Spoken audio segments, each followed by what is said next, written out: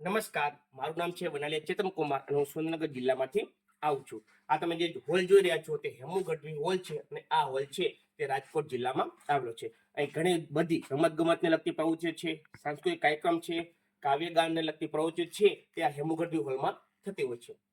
તમે જાણો છો કે રાજકોટમાં ઘણા બધા મહત્વના જે સ્થળો છે તેમાં એક મહત્વનું સ્થળ આપણે ગણવું હોય તો ત્યાં હેમુ ગઢવી હોલ છે. હું ચોટીલાની જે મોકાસર પ્રાથમિક શાળા છે તેમાંથી આવું છું.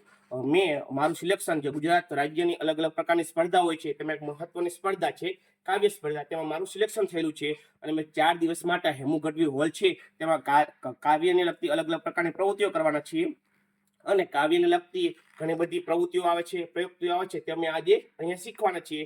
આજે મહત્વનો તમે હોલ જોઈ રહ્યા છો તે હેમુ ગઢવી હોલ છે અને હેમુ ગઢવી હોલ છે રાજકોટમાં આવેલો છે. આભાર.